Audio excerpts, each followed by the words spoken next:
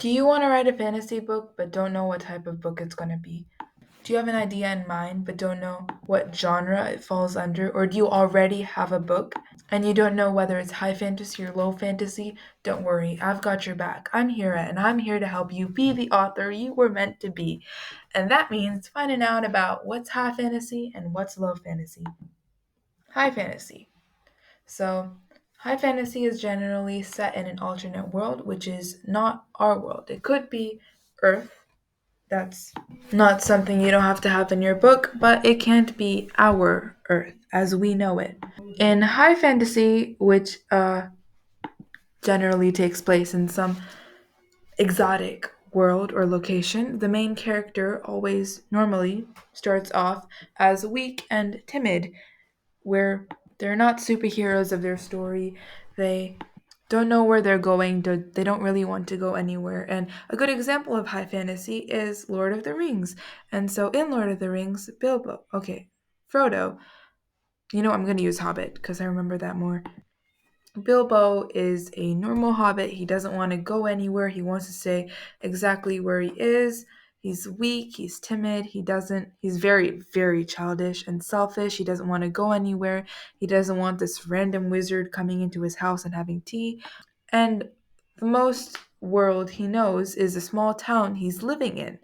And so, if when, when Gandalf comes and takes him away with the dwarfs, Bilbo progresses rapidly. So, in high fantasy, the weak character does not stay weak for long. The second they're pushed out of their comfort zone, they progress.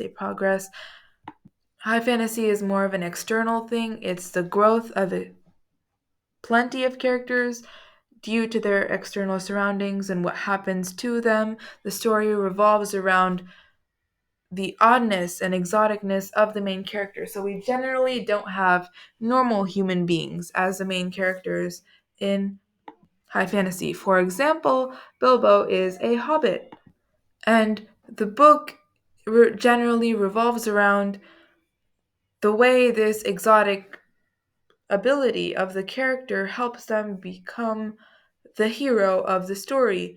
And in high fantasy, there's generally only one main guy, one main hero. And in Lord of the Rings, in Hobbit, it's Bilbo, and Lord of the Rings, it's Frodo.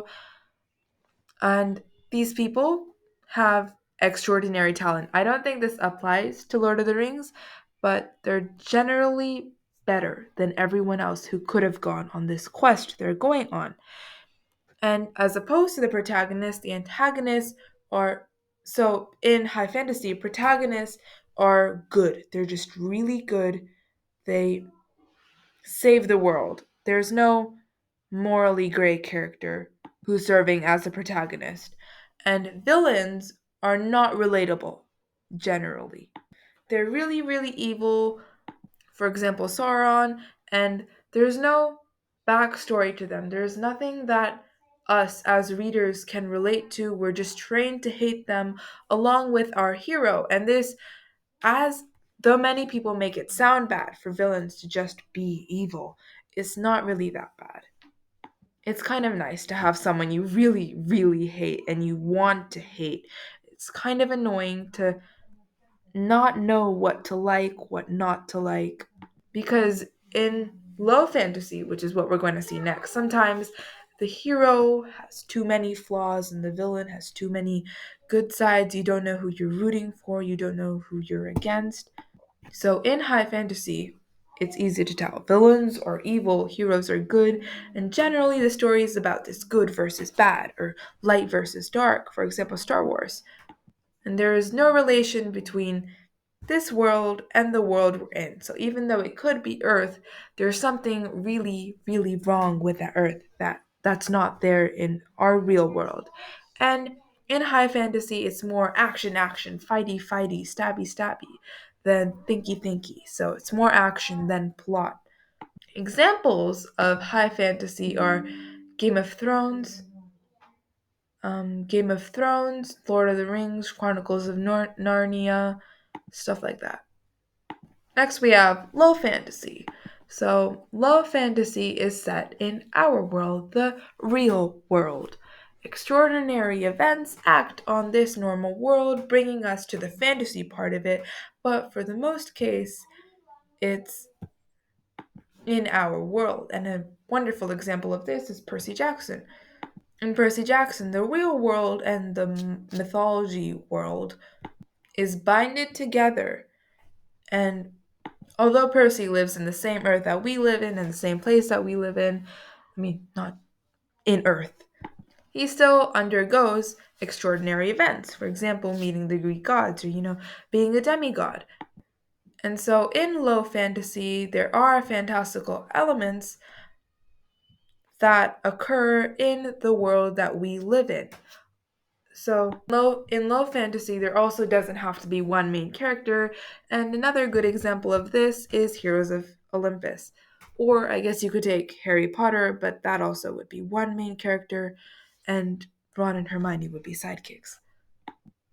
There in low fantasy, the main themes don't generally have to be good versus bad. There can be morally gray heroes, there can be extraordinarily heroic villains.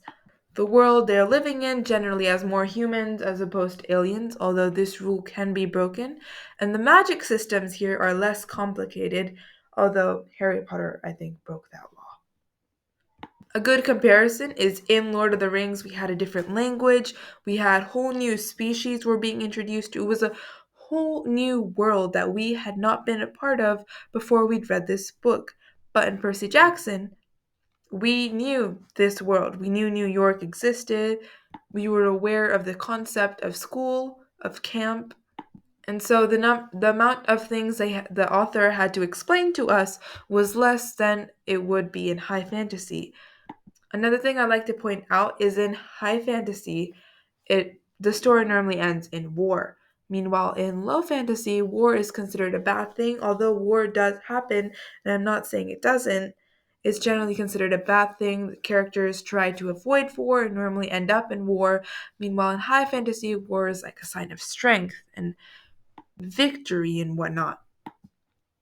Another type of fantasy, I was just scrolling through Google and it was like the difference between high fantasy and heroic fantasy. So I thought I might include it. Heroic fantasy is basically the type of fantasy that revolves around heroes wielding swords and sorcery.